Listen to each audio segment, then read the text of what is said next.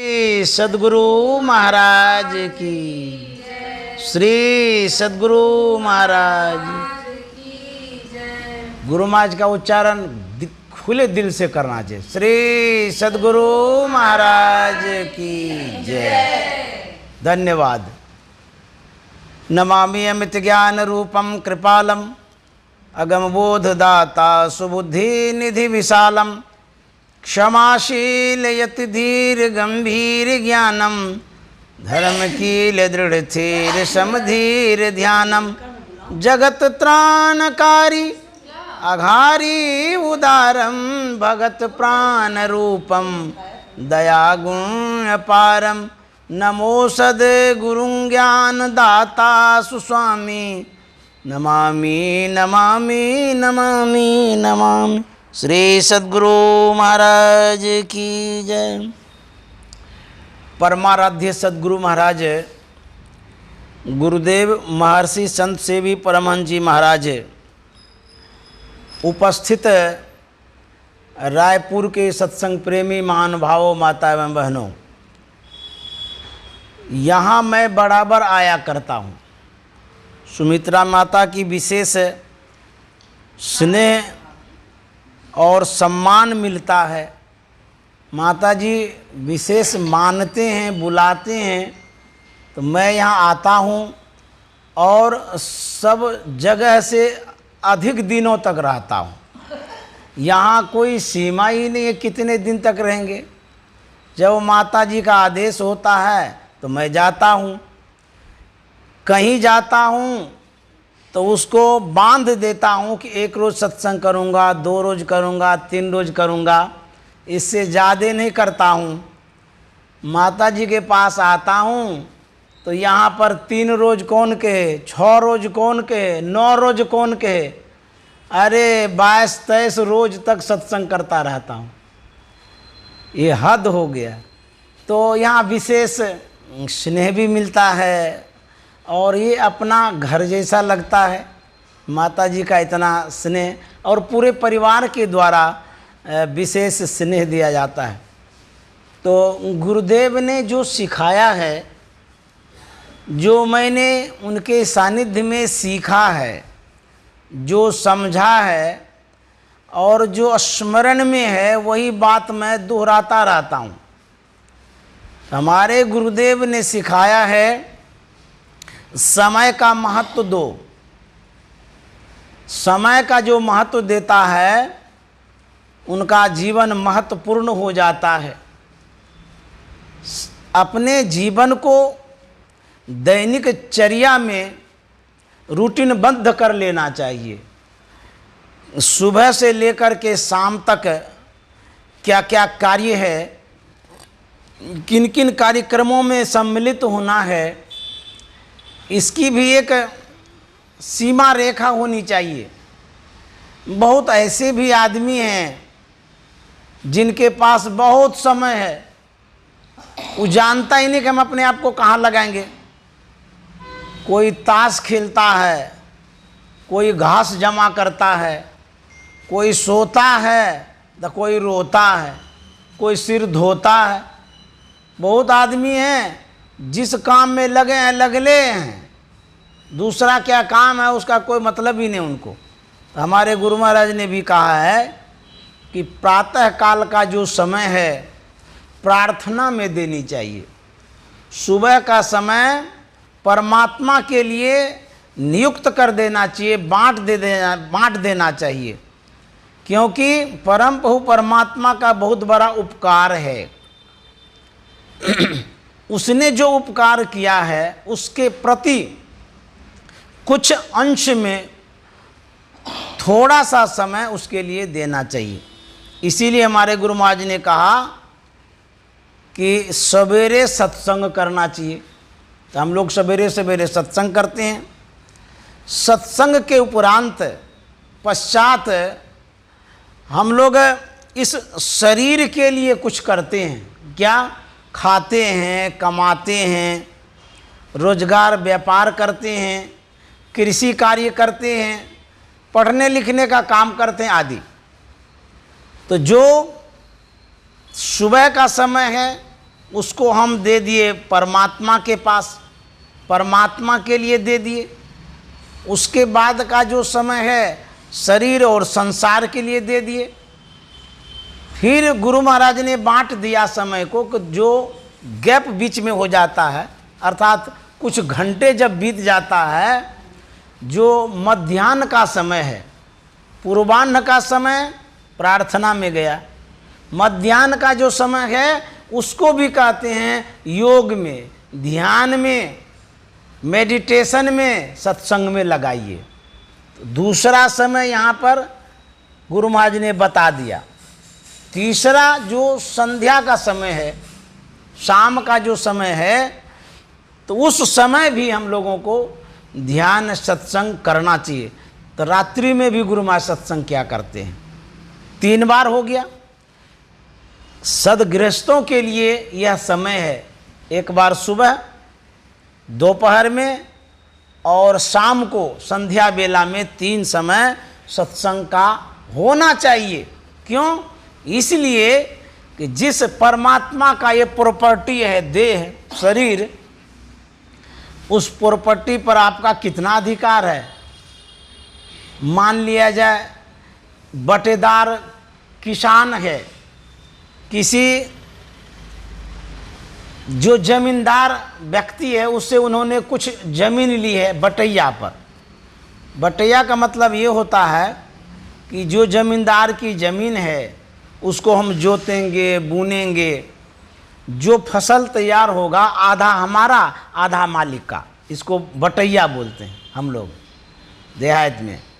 50-50 का अंश रहता है। तो यह जो शरीर है यह भी खेत के समान है, जमीन के समान है, भूमि के समान है। इसको भी तो क्षेत्र कहा गया है। गुरु महाराज ने कहा सब क्षेत्र, क्षर परा परापर और अक्षर पार में, उसमें शरीर को भी खेत माना गया, जमीन माना गया। मान लिया जाए ये जो जमीन है इस पर किसका पूर्ण अधिकार है? परमात्मा का, ईश्वर का, भगवान का। हमको मिला है 50-50 पर काम करने के लिए।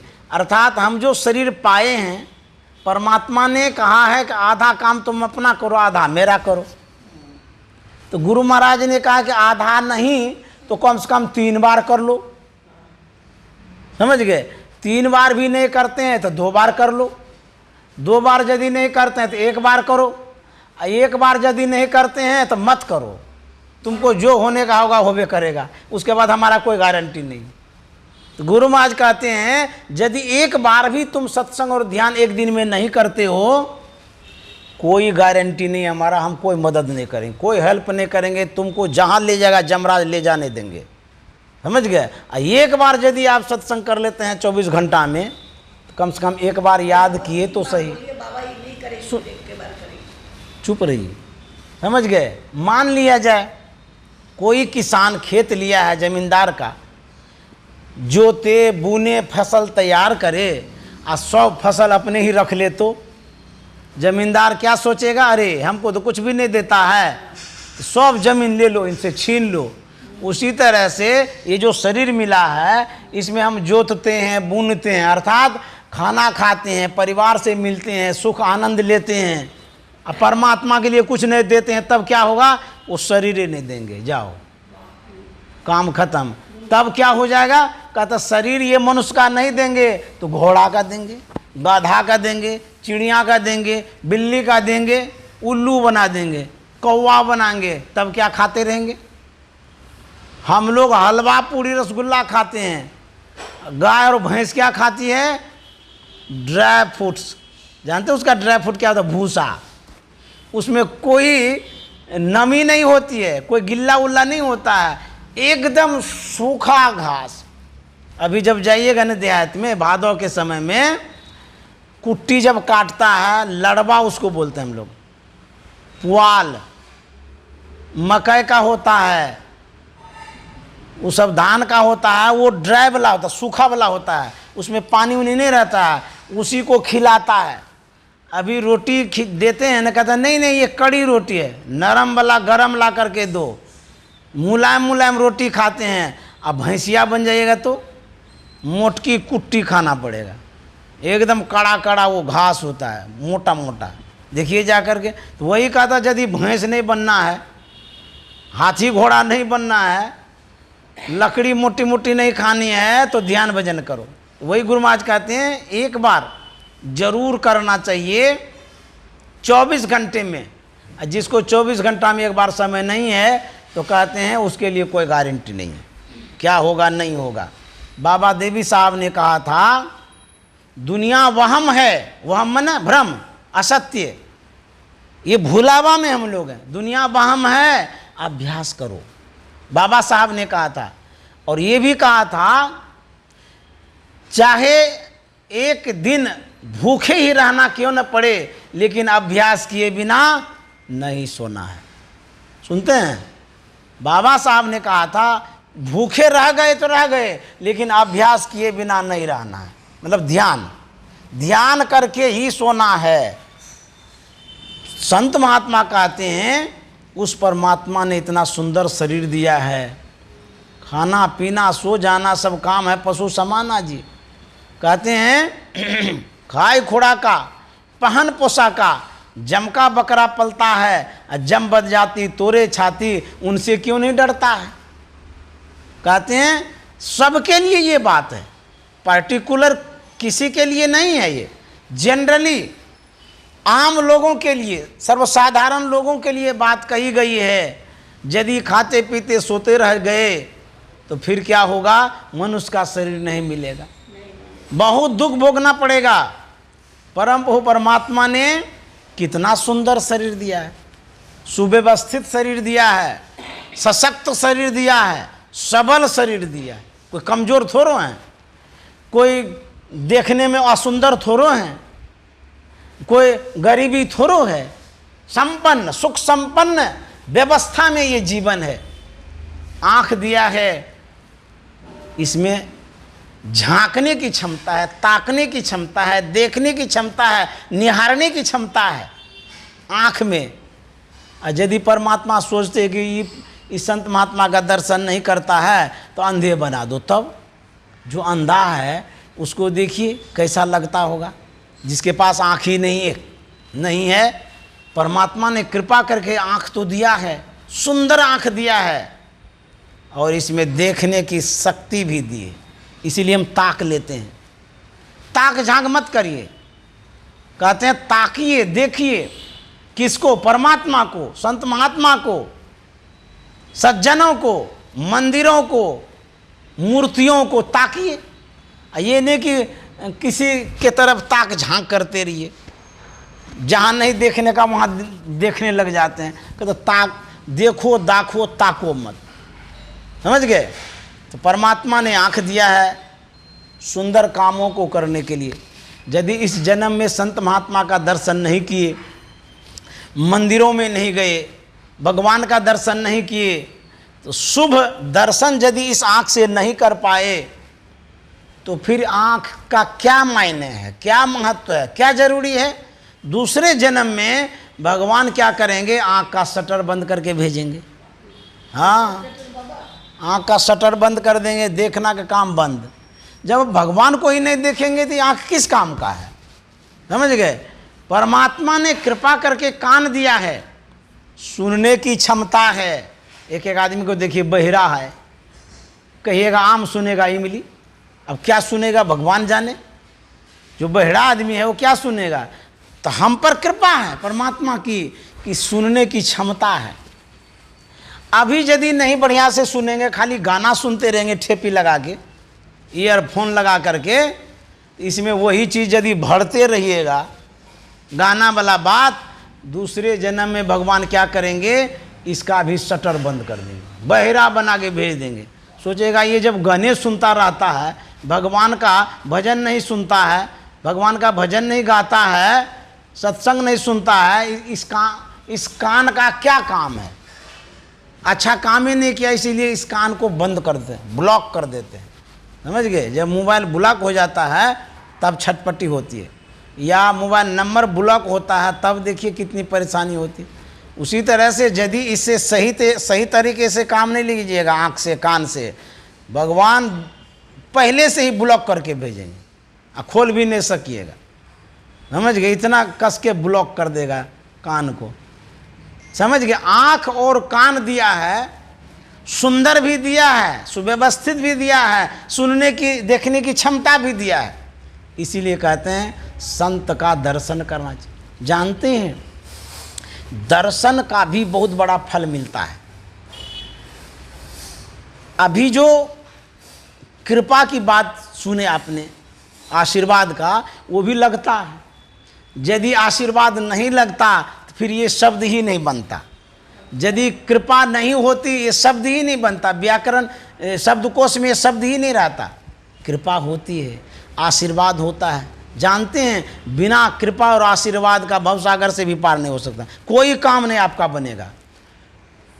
माता पिता की शुभकामना ये आशीर्वाद है, अभिभावक गार्जियन की मंगल कामना, गुरु की मंगल कामना, इष्ट की मंगल कामना, बड़े बुजुर्गों की मंगल कामना लगती है, होता है ऐसा।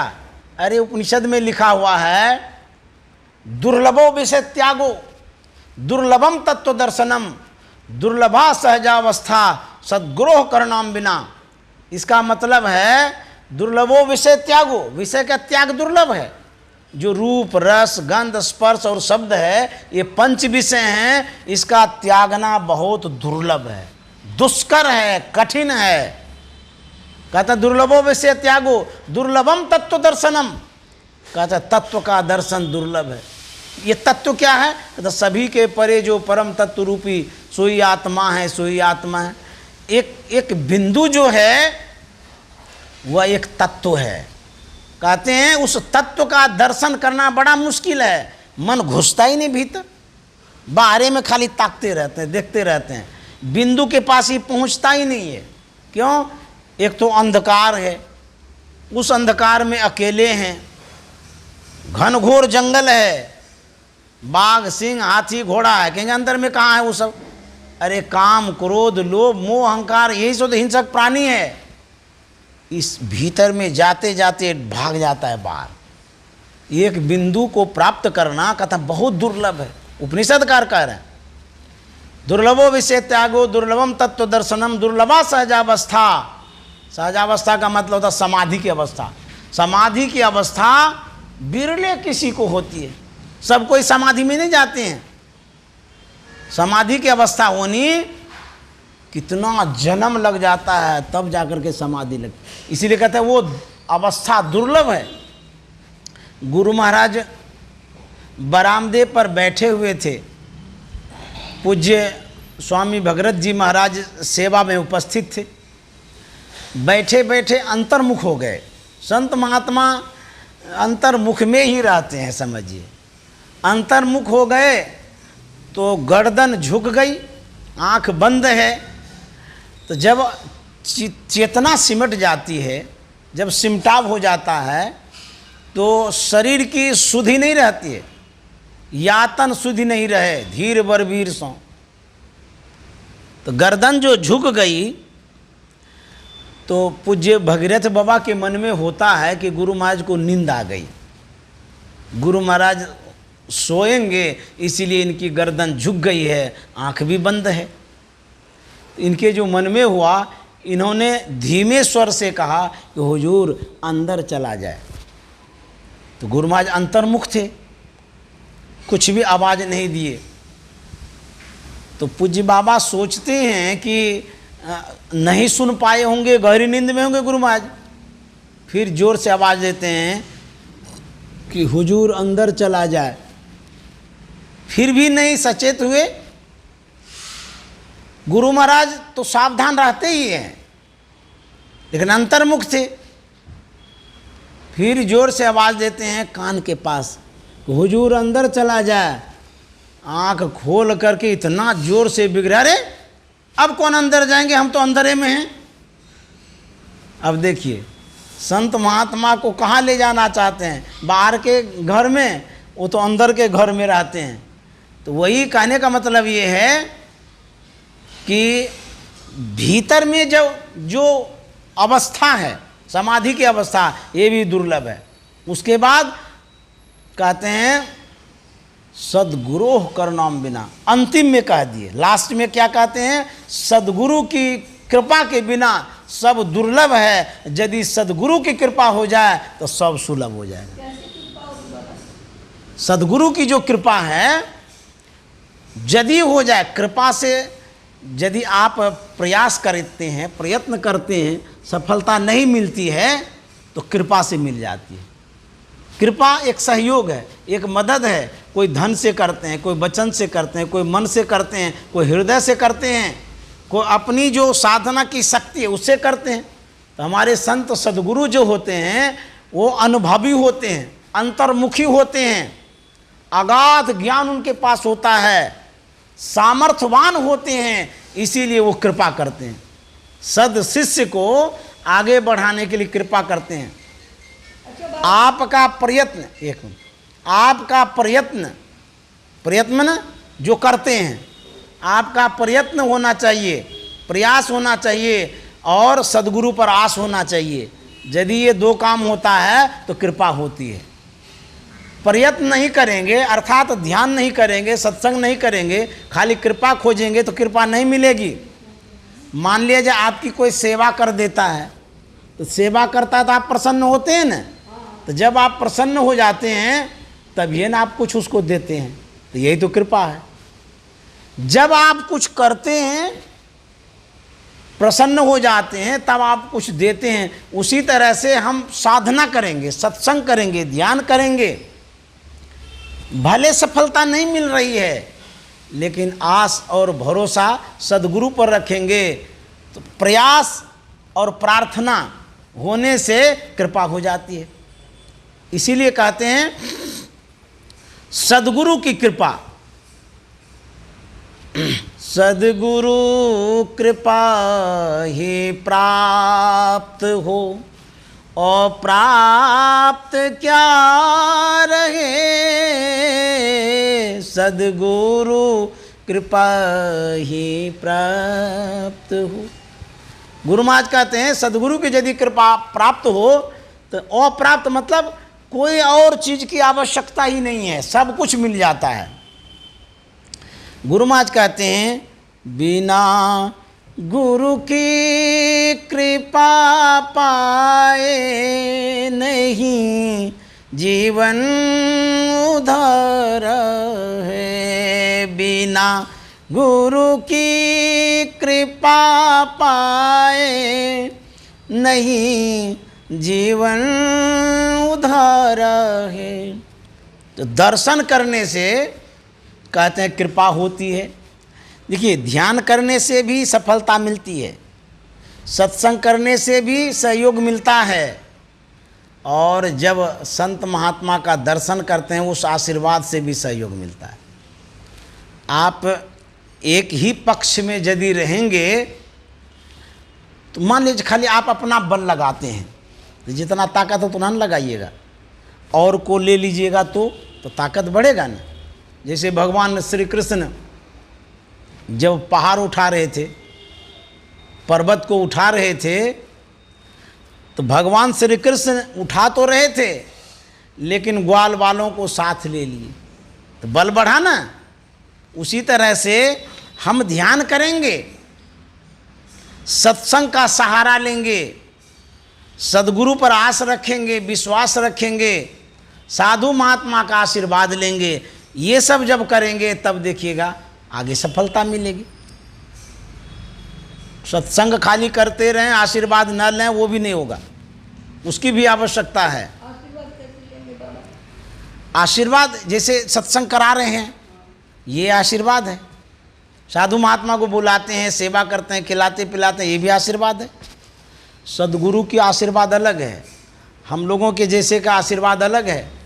तो जब सब आशीर्वाद एकत्रित हो जाता है तो पूरे ताकत के साथ आप साधना में आगे बढ़ते हैं। गुरु महाराज अपने गुरु महाराज से क्या कहते हैं, गुरु मम सूरत को गगन पर चढ़ाना, दया करके सत धुन की धारा गहान। गुरु महाराज मांगते हैं बाबा देवी साहब से कि हे गुरुदेव हमारी जो सूरत है उस सूरत को अंतराकाश में चढ़ा दीजिए। ध्यान करना क्या छोड़ दिए गुरु महाराज? ध्यान भी कर रहे हैं और मांग भी कर रहे हैं, दोनों जरूरी है। ध्यान भी करिए और मांगिए भी। किन से? संत सदगुरु से मांगिए। उनसे नहीं मांगेंगे तो किन से मांगेंगे? कैसे मांगे बाबा? हाँ बता रहे हैं, उनसे नहीं मांगेंगे तो कैसे, किससे मांगेंगे? तो संत सदगुरु से मांगिए, वो आशीर्वाद देंगे आगे बढ़ने का। विनम्रता पूर्वक कुछ कहिए, यही मांगना है। जिसको ज़रूरत होता है बड़ी विनम्रता से कहते हैं कि हमको लड़की की शादी है, थोड़ा मदद कर दीजिए। पैर पकड़ लेते हैं, हाथ जोड़ लेते हैं, प्रार्थना करते हैं, पिघल जाते हैं, आप दे देते हैं। तो गुरु महाराज कहते हैं यदि मांगेंगे तो मिलेगा। तो गुरु महाराज के पद में है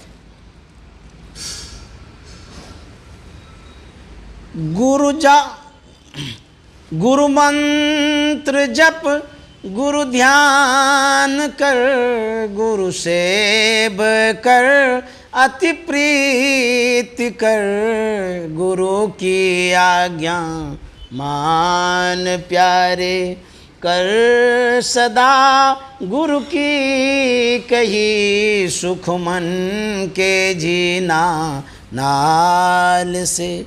जब उसकी आज्ञा का पालन करेंगे, गुरु मंत्र जपेंगे, गुरु ध्यान करेंगे तो प्रसन्न हो जाएंगे। जब प्रसन्न हो जाएंगे तब वो देंगे। कहते हैं उस नाल का झीना दुआरा, गुरु तुझे देंगे बता। उस नाल का, नाल मना छेद होता है, महीन रास्ता, नाला जैसे नहीं बोलते हैं उसे नाल, नाल मना छेद होता है। बंदूक का नाल या और पाइप का, नलका का वो छेद होता है, उसको नाल कहते हैं। वो कौन सा नाल है? उस नाल मतलब आज्ञा चक्र का। जब जो भेद है, जो रहस्य है, यदि गुरु प्रसन्न होंगे तो कृपा करेंगे और बता देंगे। गुरु तुझे देंगे बता, दो नैन नासा मध्य सन्मुख, सुई अग्र धर ले लही, सुख मन के जीना नाल से। यदि वो भेद बतला देंगे तो भेद बतलाने के बाद भी आपको प्रयत्नशील रहना होगा, करते रहना होगा। तब क्या होगा? तम फटे ज्योति भरे, आकाश का तू सैर कर। तम फटे ज्योति भरे, आकाश का तू सैर कर।